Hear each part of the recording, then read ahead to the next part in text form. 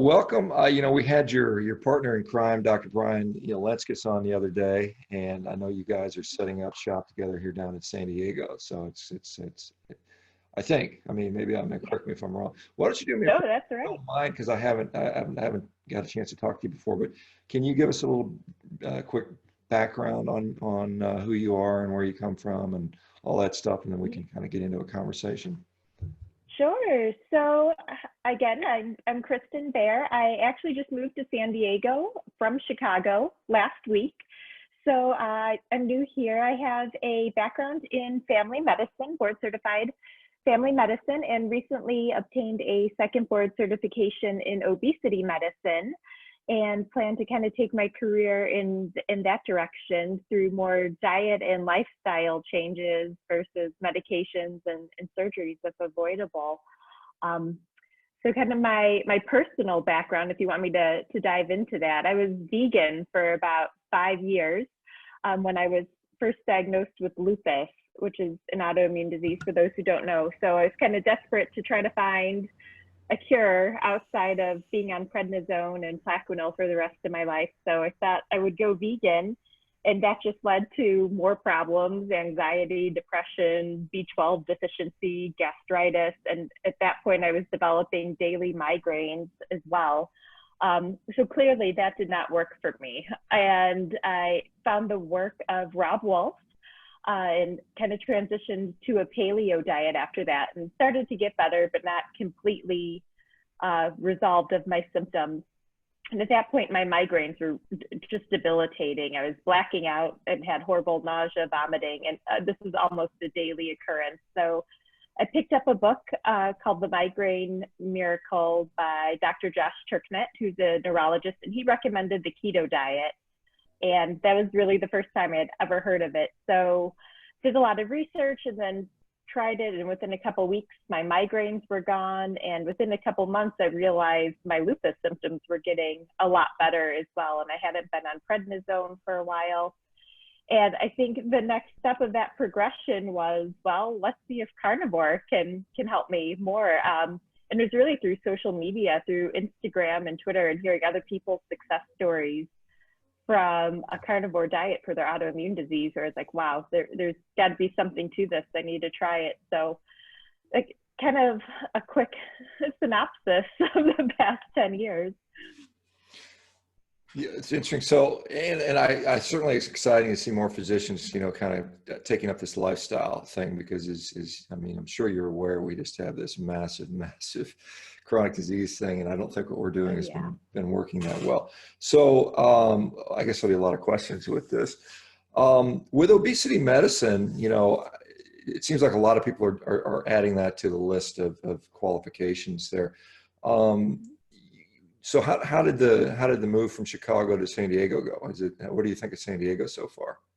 Oh, it's been amazing. It's quite a change. But the first thing I noticed when I got to San Diego is how healthy and active everyone is. It's a big outdoor community. There's hiking, biking, surfing, just everyone's outside. Chicago, you just don't see that nearly as much. So really drawn to that. It's hard to beat the weather here in Southern California as well. I think I'll really appreciate it come the winter. But Brian and I have been so busy. Our clinic is going to be opening July 1st. So it's a big undertaking to get a medical practice started. So I haven't been able to explore too much yet, but so far I'm loving San Diego. It's been great.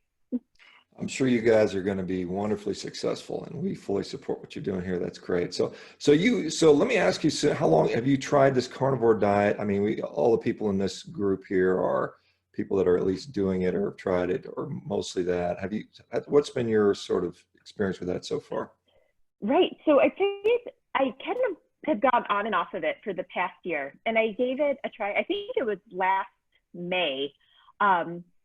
Where I was like, I'm just going to do 30 days. And I felt fantastic. But probably within a week, I felt much better. And to be completely honest, I gained 5 pounds that month. And especially as a female, that kind of freaked me out a little bit. And I felt like it was mostly in my midsection. But to be honest, at that time, I had just had foot surgery. and a couple months prior, and my activity level was down. So probably not a fair assessment. And I went back to keto, and it kind of started feeling a little achy and sore. So then I was like, all right, we're going to do carnivore again. I'm going to just play around with the macros, maybe do more protein, less fat, continue with intermittent fasting. I usually do an 18-6 window every day. And that round went much better. And I was like, okay, there's definitely something to this. And the 5 pounds that I had gained came off. And then I don't know why, but for a while, just let's say life and stress, I just did not fully commit to it. I'd go off and on. And every time I would eat something that isn't animal based, I could feel it. And so pretty much I now stick to carnivore 99% of the time.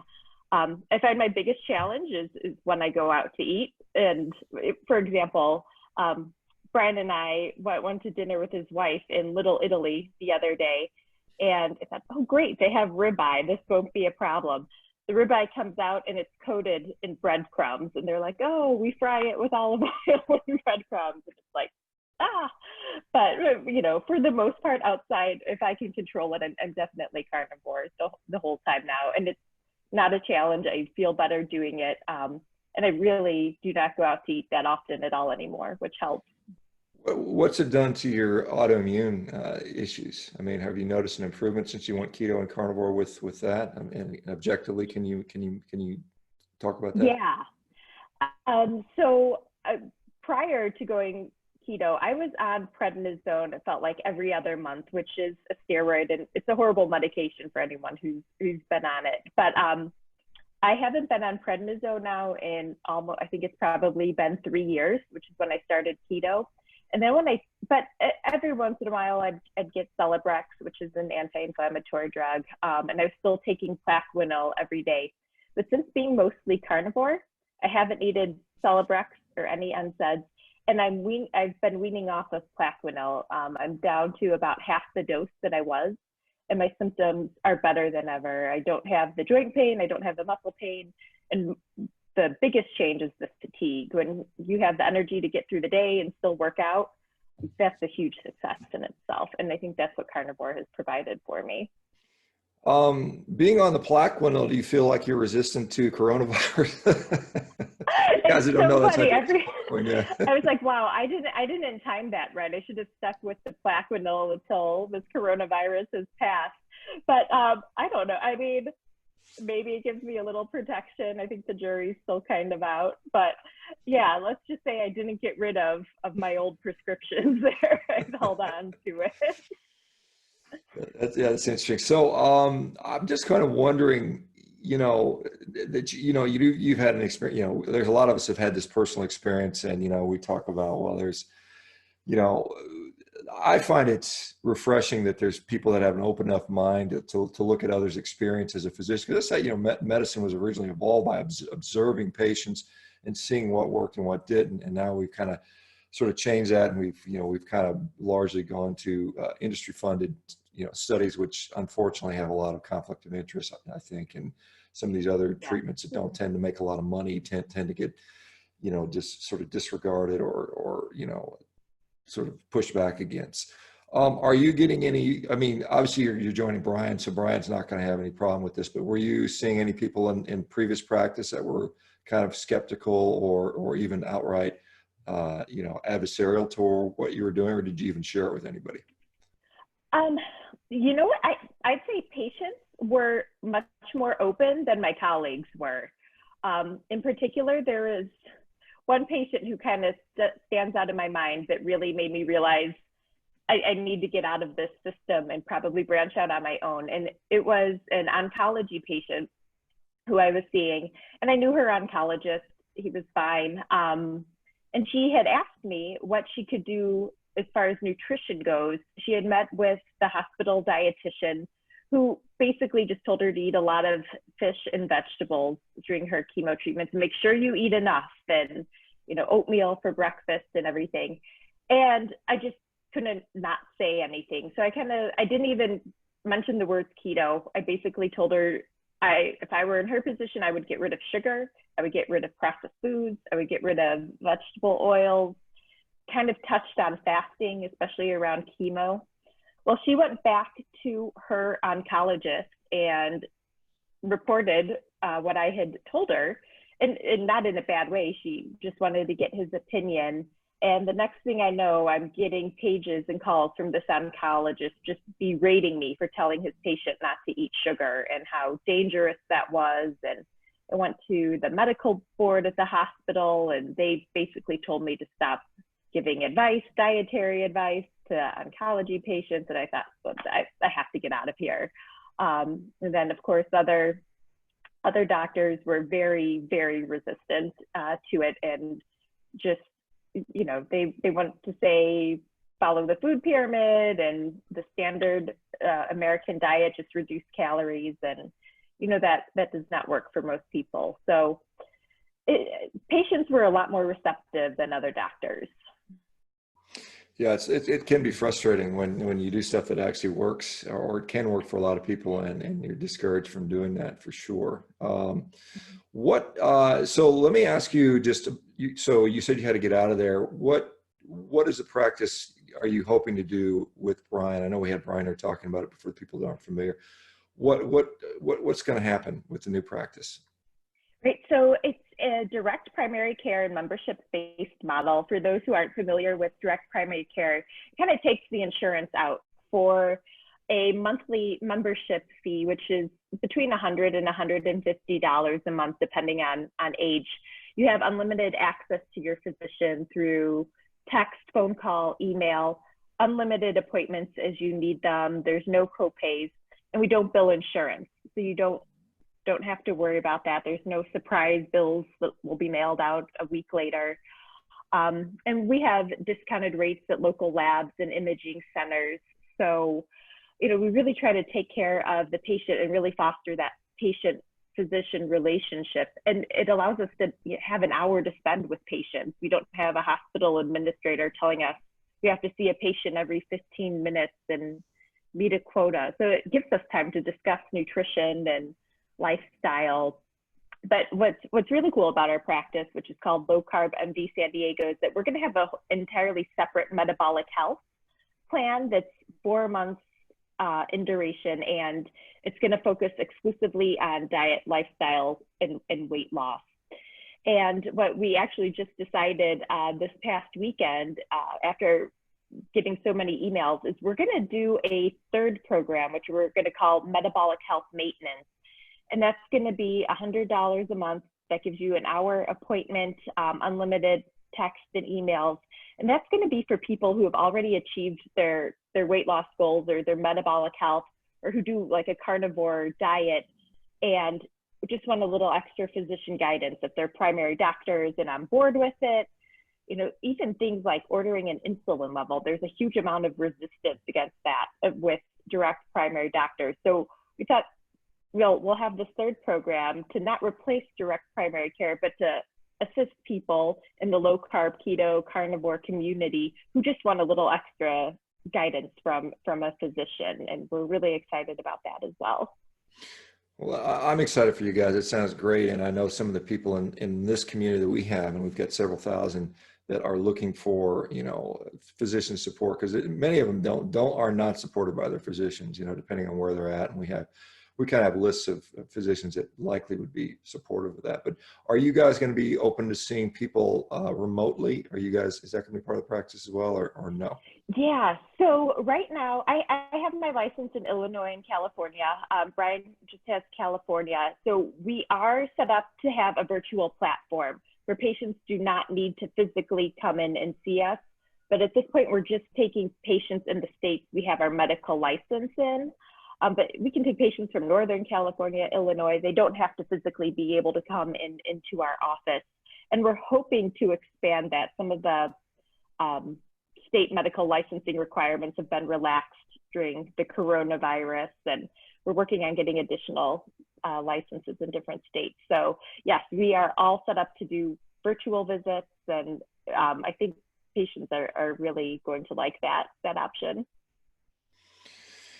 Yeah, you talked about lifestyle and obesity medicine. I just saw recently there's a new product out there called Epig, which is I think ethylene propoxylated glycerol that is supposed to be. I don't know if you might not remember this thing called Olestra that was about 2 decades ago, and it was a fake fat that wasn't absorbed by the human body, and so it was a way to eat fat in your junk food. Basically, it was in processed food, and you would just eliminate it. But people had all kinds of horrible gastrointestinal side effects.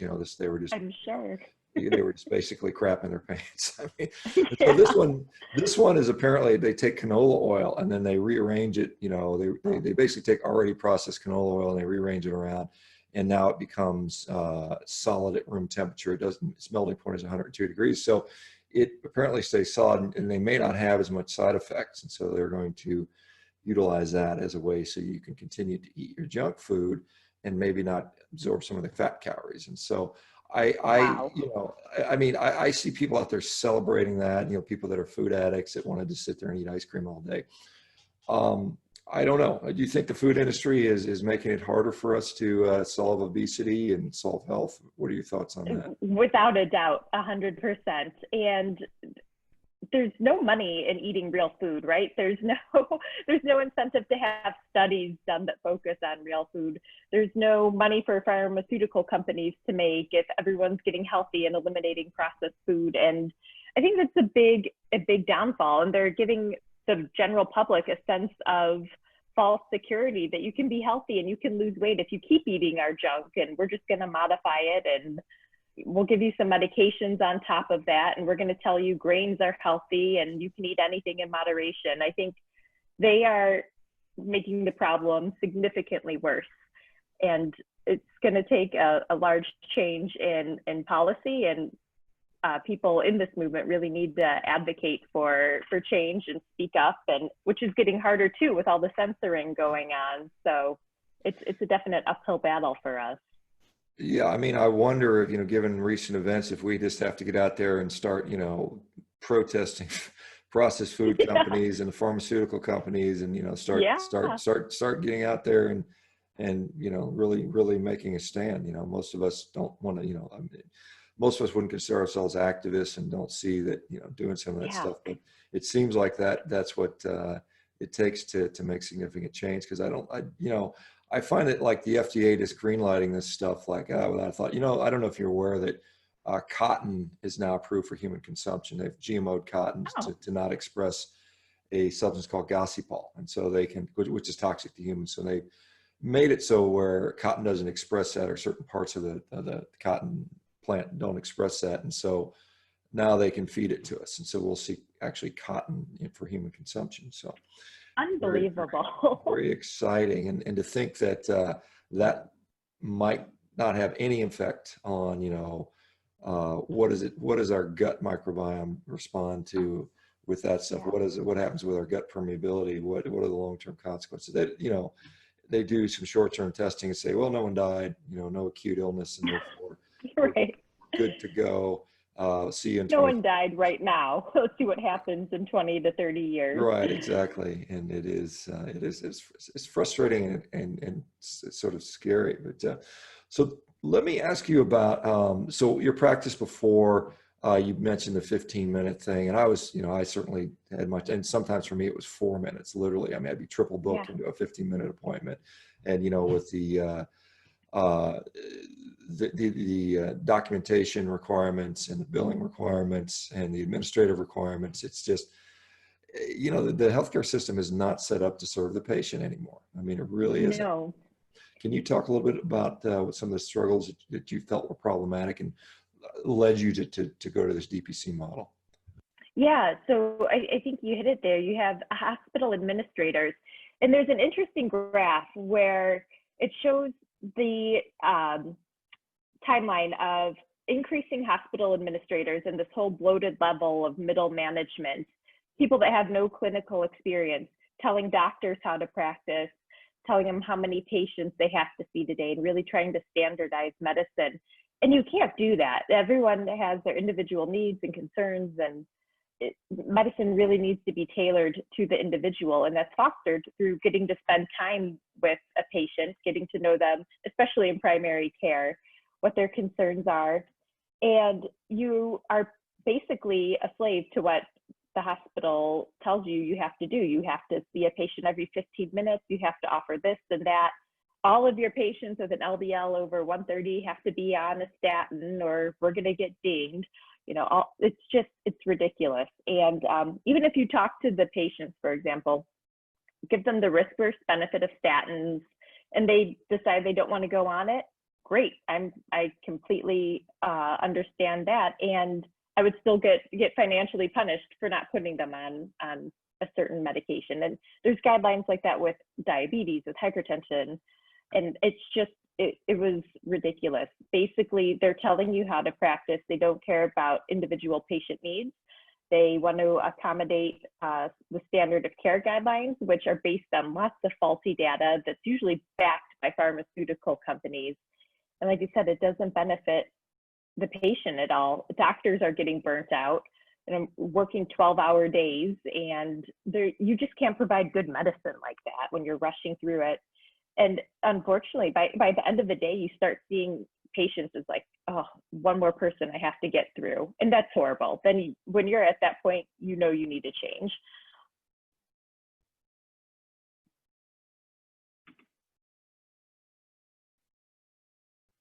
I think a lot of people that aren't part of that system you know, don't know what it's like being on the physician side of things, see that, you know, they just don't, you know, kind of understand, you know, say, well, doctors, they make a lot of money, who cares?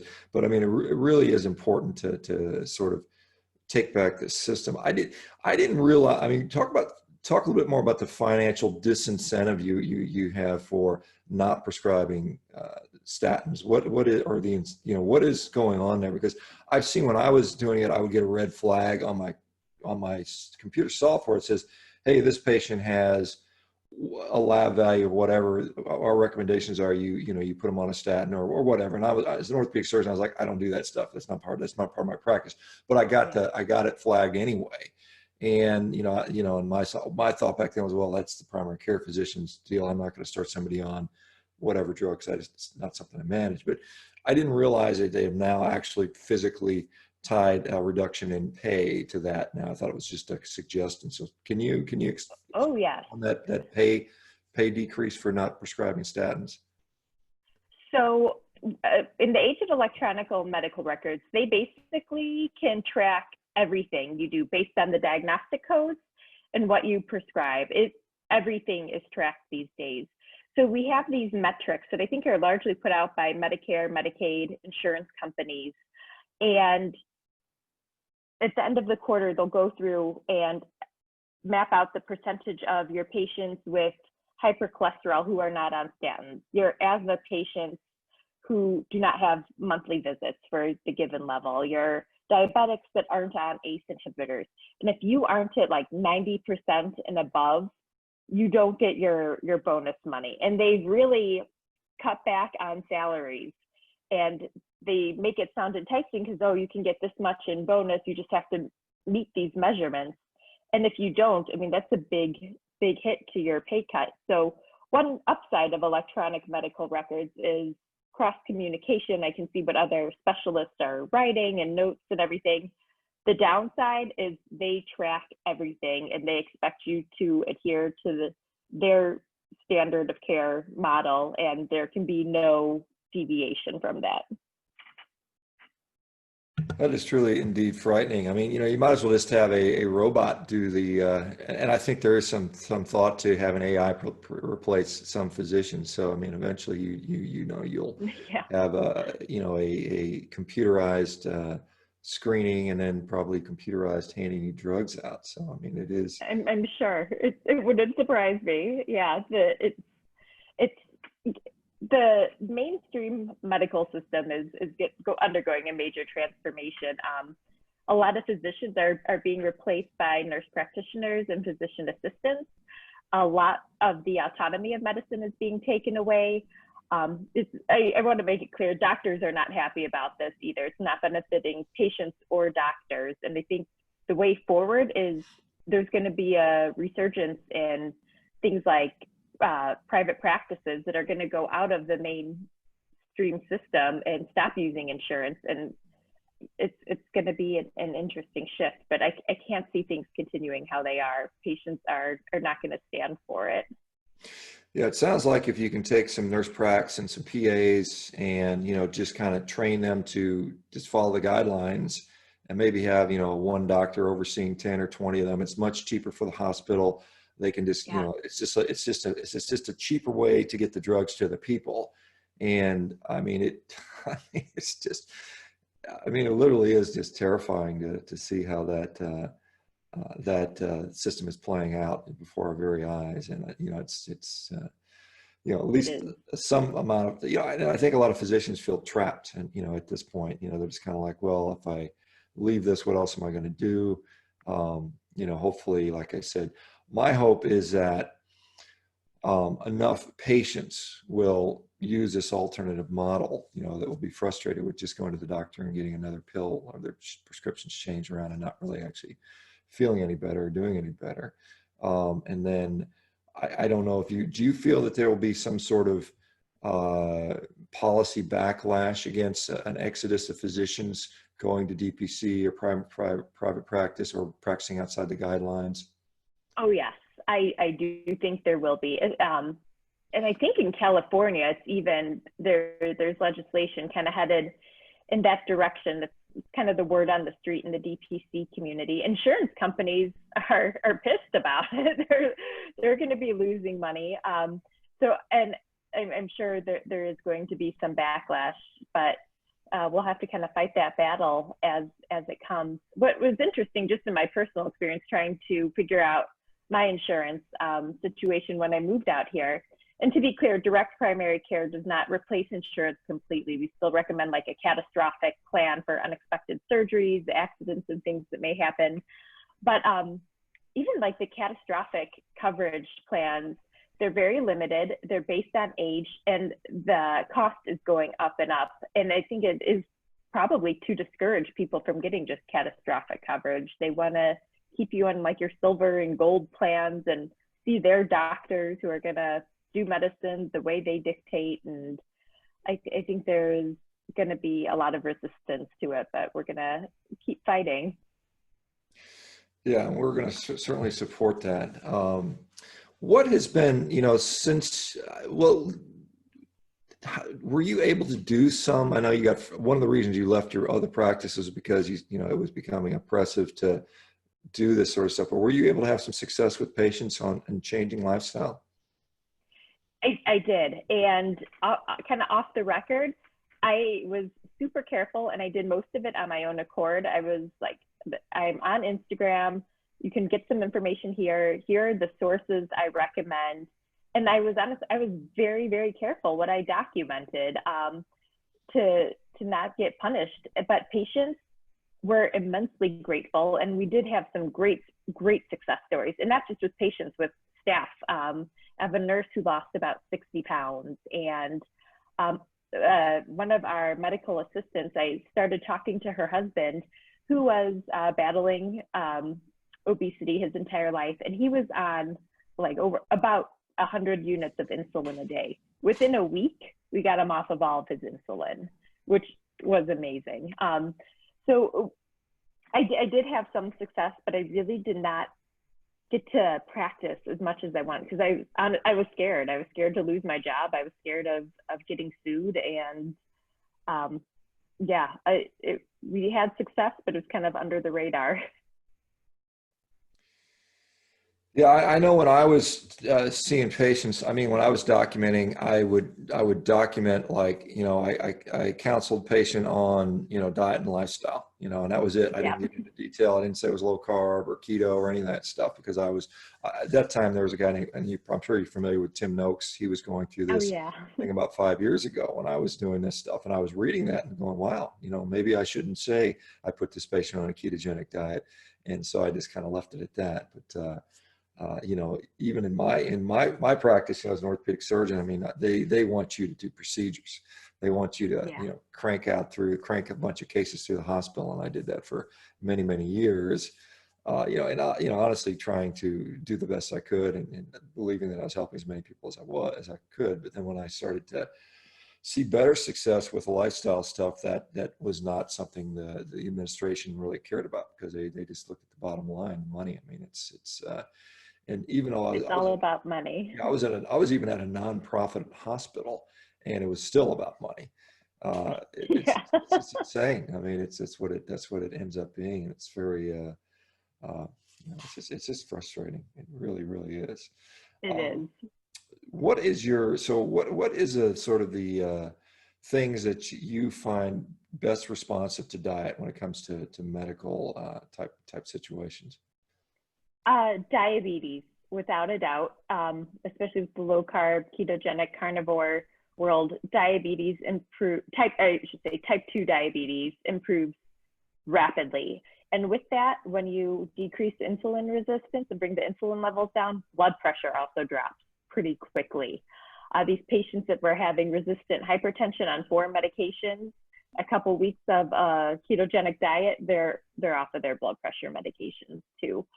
So I think those two, and I'm really fascinated with migraines and autoimmune disease, mostly from my own personal experience. But that's kind of the next level now. I really like getting into the neurological disorders too. And Chris Palmer is doing work with schizophrenia, anxiety, depression. I think there's so much more to touch on.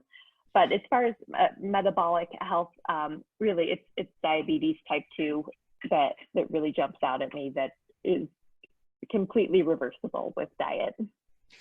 Yeah, and I've seen that over and over again here, with the same sort of issues. And I think it's just the interesting thing to me is there seems to be a complete dismissal of the success we're having in the larger general medical community, and not a willingness to sort of investigate this further and say this is I mean, obviously Verta Health and some of the stuff Sarah Halberg and others have done is sort of move the needle a little bit, but it seems like most physicians would be excited to see something that could, take people off these sort of medications, which are not only riddled with side effects, but are often and not well tolerated by a lot of people, and very expensive, quite to be honest. I mean, some of these, They are. the newer medications, particularly the sort of immune modulating drugs, are just ridiculously expensive. And, we just sit there and, as I look back into my career, the amount of waste that we utilize and the expense and the money we just throw away in medicine is just alarming. I mean, I just remember seeing the trash after one surgical case. I mean, it was bizarre. You would fill like 6, 7, 8, 10 trash cans full of garbage to do one operation, and it was just, it's amazing. When are you guys going to start seeing patients? Is July 1, or you already have patients signing up? So we are sending out the registration links through email this week, so we can start enrolling patients, and then we'll actually start appointments July 1st. So it's coming up. Our website is not quite done yet. It's still under construction, but it is functional. There is a contact form there where patients can email us. Right now, the office email would be office@lowcarbmd.com. And if you email that you're interested, we can definitely send you a registration link there. So yeah, but July 1st. What is patient intake going to look like, and how many patients do you guys anticipate being able to take care of on a like, is there going to be a limit to, like, I'm only going to have I'm only going to see 300 patients a year and have them in my thing, or what is the thought on that? Yeah, so that's a good question. For reference, your average primary care doctor probably has a patient panel of about 3,000 patients that they see on an annual basis. We are limiting primary care to 400, and then we'll probably each take another 400 patients for the metabolic health and weight loss programs. So total, each Brian and I will have about 800 patients. So space is limited. And Brian, who's been practicing in San Diego for 17 years, is bringing some of his patients over. So he's already going to have probably about 200 patients joining us from the start. So it is limited, and we hate to have to turn people away, but we do want to make sure we are providing the best service and care for the patients that we do have, and we aren't rushing, and we do get to spend an hour with them for their appointments. So unfortunately, the trade-off with that is the smaller patient panel. Hopefully, well, I'll ask you. So one of the frustrations I have with say like functional medicine, is the patient intake is often for some practices here, get these, 400 lab tests done. It's this $2,000 worth of lab studies before I even see you. And is that even necessary? And that's something that I find kind of a little frustrating. How do you guys? What is like if I'm a new patient? What's going to happen to me? Right. So after you register, you will get a 15-minute phone call with our office manager, Mary, who's just going to do a very brief medical history, medications, kind of go through a brief intake form, and then make sure you're comfortable using Zoom, or if you prefer to be seen in person. And then she'll go ahead and set up an appointment. And all that we're going to have patients fill out before they come in is just your standard, what's your medical history, what medications you're on, allergies, all of that. We're not going to have a standard test profile, lab test profile that's required by any means, because we don't know what the patients are going to need, what they want.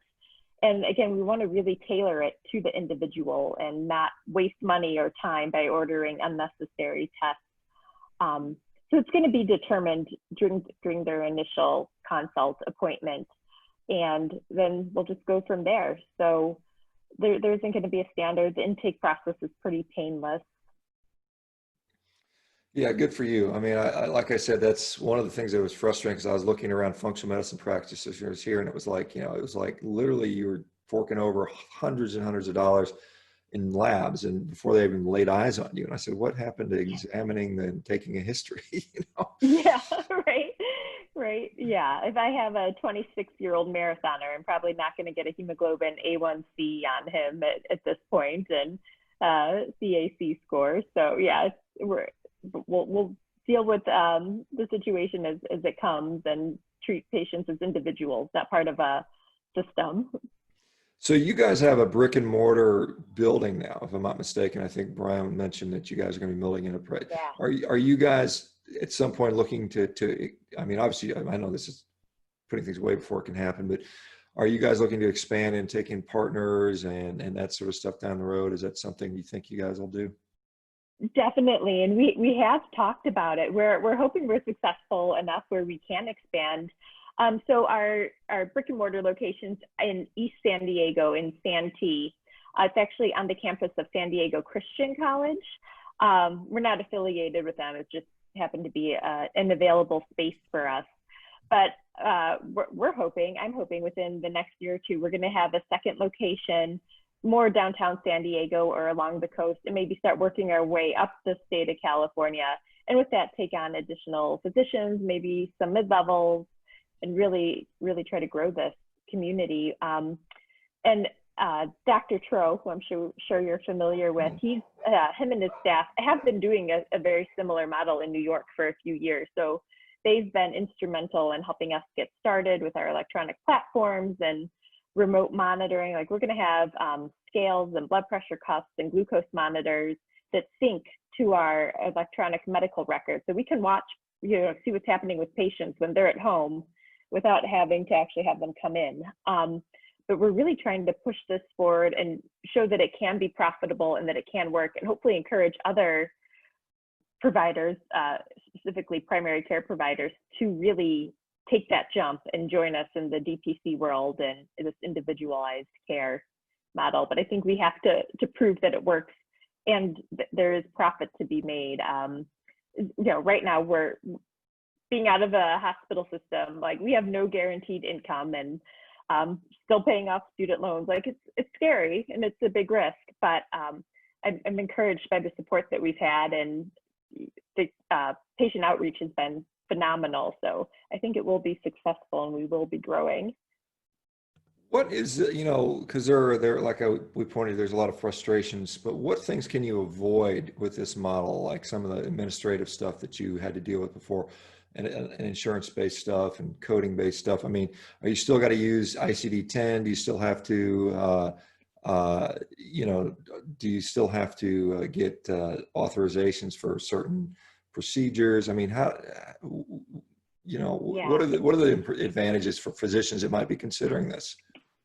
It is tricky. So the electronic medical record that we're using, Elation, they automatically populate our diagnosis code. So if a patient comes in with hypertension and diabetes, I put that in their note and it generates an ICD-10 code.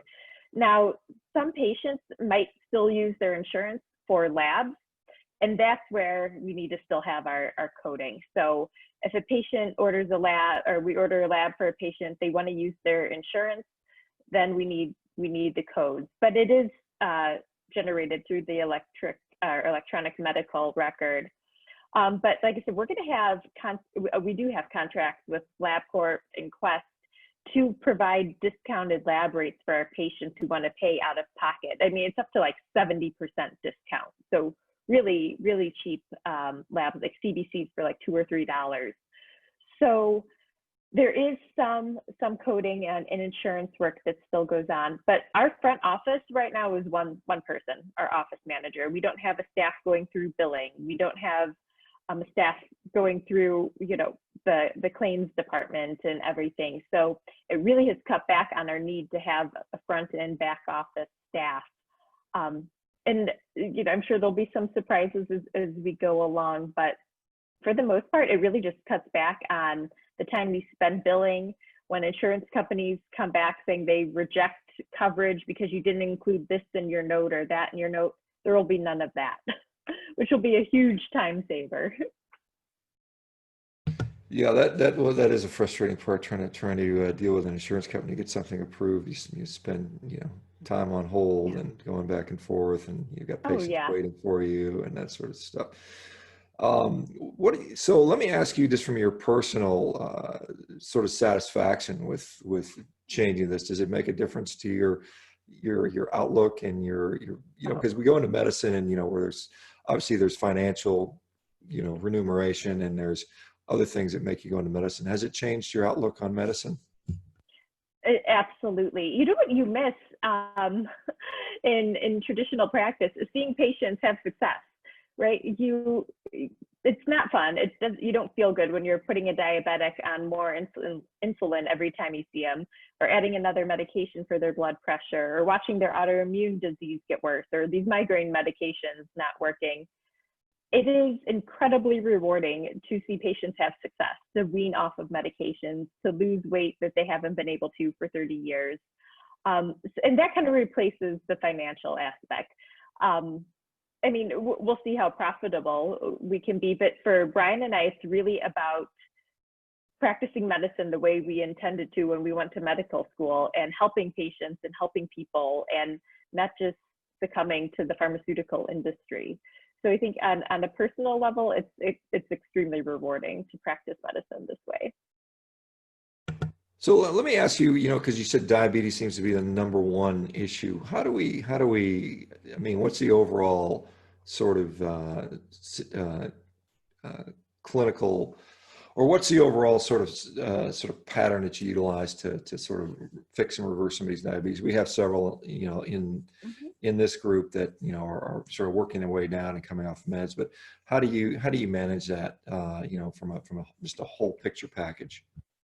Yeah, so it really depends on what level they're at. If you have a diabetic who's newly diagnosed and is just on metformin, it's much easier. If you have a patient who's been diabetic for 20 years and is taking 150 units of insulin a day, it's going to take more time. But basically, my own practice, I take it in a stepwise approach, kind of assess where their diet's at.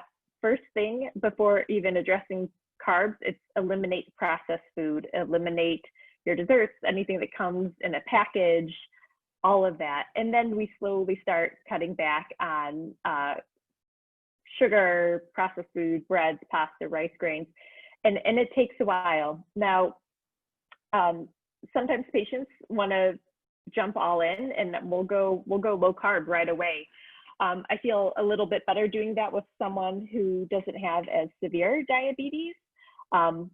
Those who are used to eating 300 plus grams of carbs a day and are on a high dose of insulin, they're going to feel pretty crummy changing rapidly, which is why I kind of do a stepwise approach. But it depends what the patients want. But I think the first step is getting them off of processed food and getting them to eat real food again, getting them to eat meat, eggs, cheese. And at that point, I don't care if they're eating fruit, vegetables that they want, and then we'll go down from there.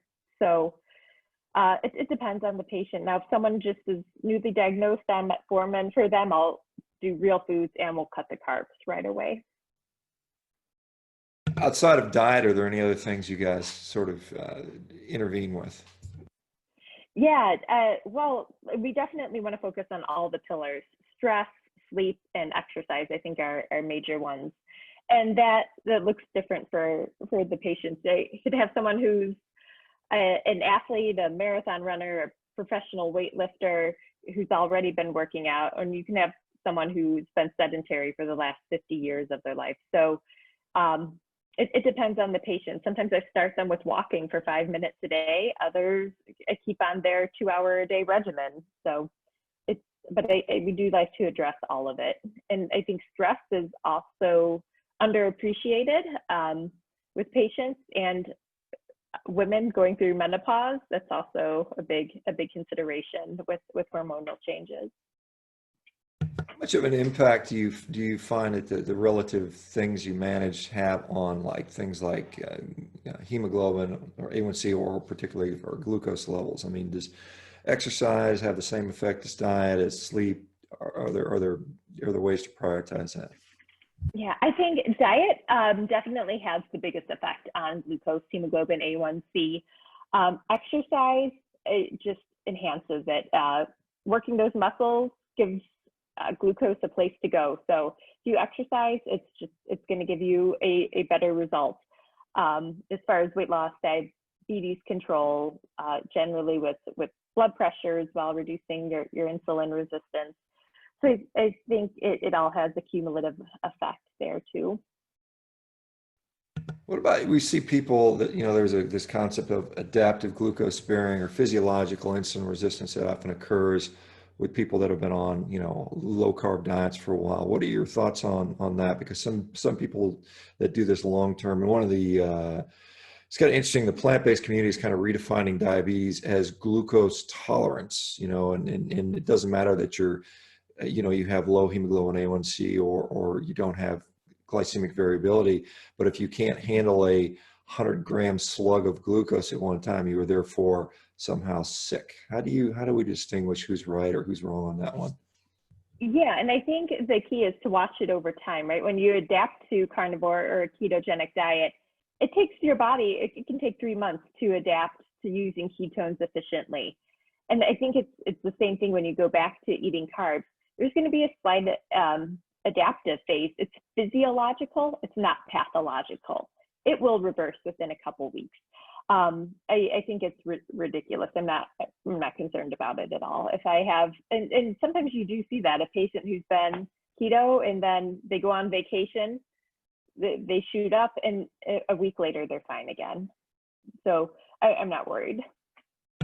Yeah, I mean, one of the concerns is, this ectopic fat, which is, fat in the sort of intracellular fat in the myocytes, and then obviously visceral fat and, intraorganal fat like, liver fat, pancreatic fat. Are you guys have you been able to assess that in people on low carb, ketogenic, and carnivorous diet? What happens to their liver fat? What happens to their visceral fat? Oh, yeah. So we can assess a couple ways.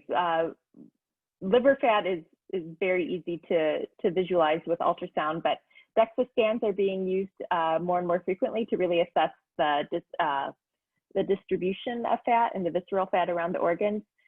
If you drop your carbs, your fatty liver will go away. We've had reports within days, typically a couple weeks, that you can reduce your liver, the size of your liver and your fatty liver disease within days.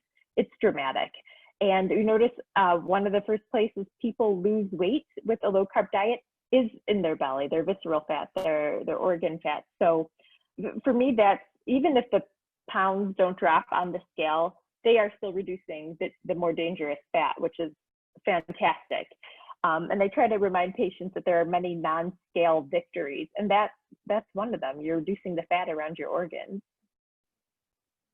Is there some degree of sort of caloric restriction that needs to accompany this? Because some people will say, I can, I can go on a ketogenic diet and I can eat as much as I possibly want and nothing bad will happen to me. Is there some danger in overeating fat, overeating calories on a ketogenic or low carb or even a carnivorous diet, do you think?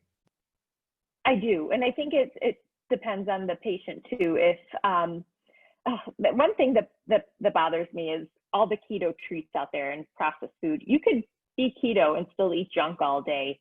And I really like to focus on eating real foods. And I think if you eat real food, it might take a few weeks or a couple months, but eventually your hormones that regulate your appetite and hunger, satiety, those are going to regulate again. And you're going to find you don't need to eat as much. You're not as hungry, and you don't really have to worry about calories.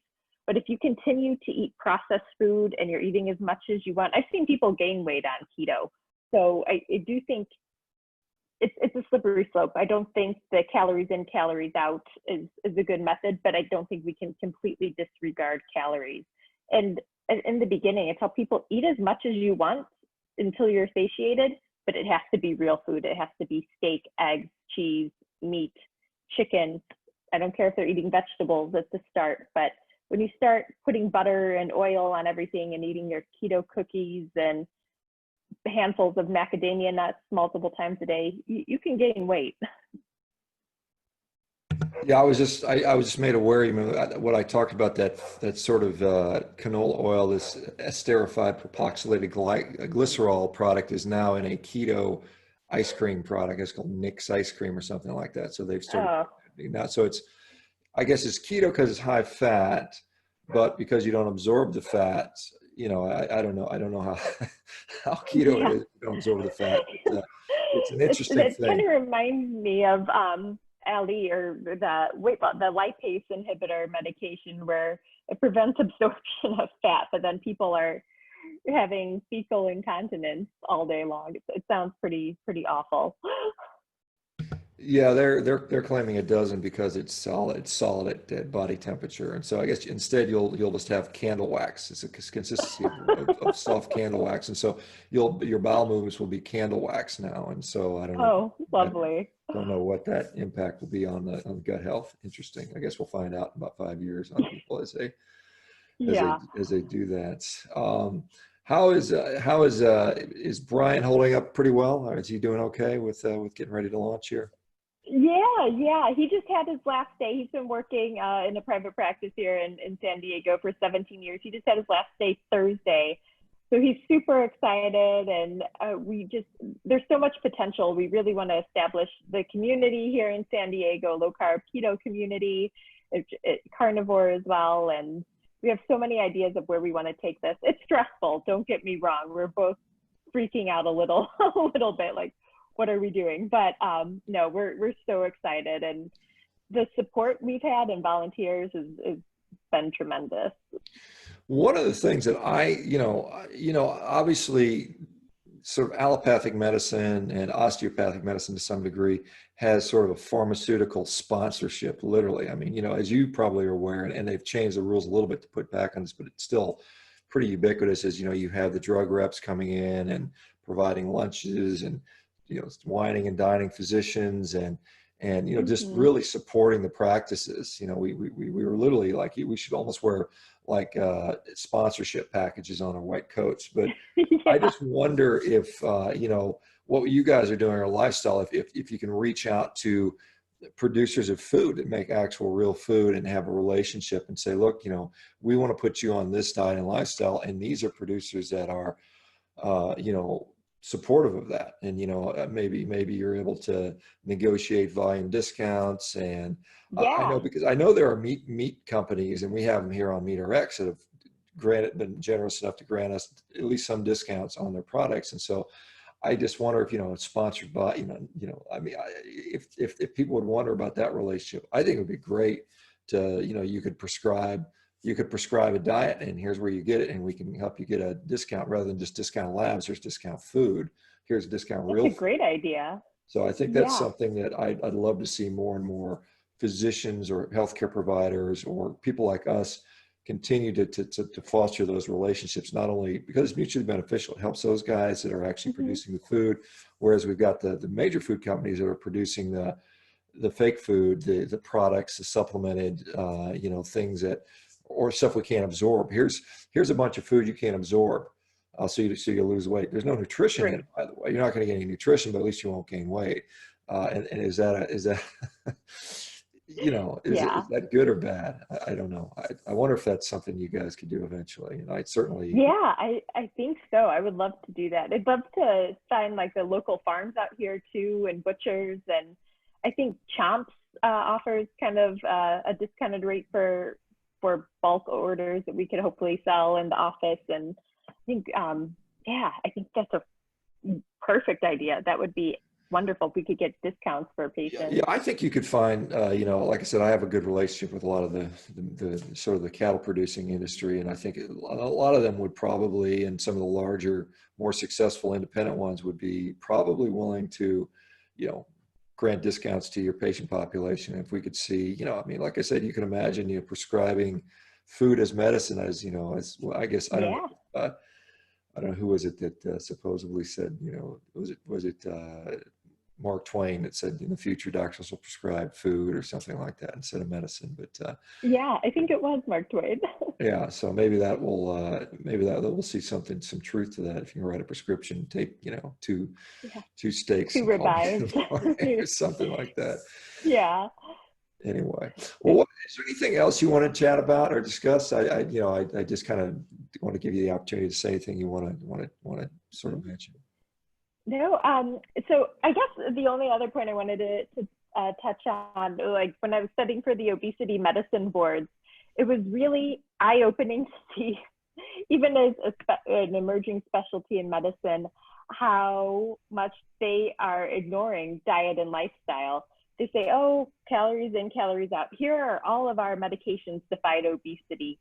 It's still a big pharmaceutical push. I didn't want to give people false hope, like this is a bunch of low carb doctors getting certified. I'm glad I got the certification, but it's definitely not going to be the way I practice. There's still just such a pharmaceutical reach in every specialty of medicine, and unfortunately obesity management isn't an exception there. So just want to warn people, if you're looking for someone to help you lose weight and you Google a board certified obesity medicine specialist, that is no guarantee you're going to get someone who's open to a low carb diet. In fact, there's a big plant-based push, so might have the opposite of what you think. Yeah, no, there definitely is that plant-based sort of thing. And I think, unfortunately, the reason that's so well propped up is because it definitely marries some of the highly, you know, processed food, plant-based products out there, like the alternative meat products and stuff like that. Where would people go to find you on social media? So my handle, I'm on Instagram and Twitter. It's @Doctoring Keto. And then I'm mostly on Instagram these days. And then our website, which again, forgive us, it's still under construction, but it's functional, is lowcarbmdsandiego.com. Like I said, people can definitely email us at office@lowcarbmd.com. And yeah, but reach out to me on Instagram with any questions, concerns. I'd be happy to chat with you. Thank you, Kristin, so much. Or Kristin, thanks you so much for doing this. And Kristin, sorry, maybe I'm dyslexic today. But, thanks so much for doing this. I wish you good luck, and I hope to meet you in person here in the coming future. We're just probably an hour apart from where we're located. So as this coronavirus sort of wackiness is sort of lifted, hopefully maybe that you'll time the practice well, where the coronavirus sort of lifting will work, so where you can get patients in there. So.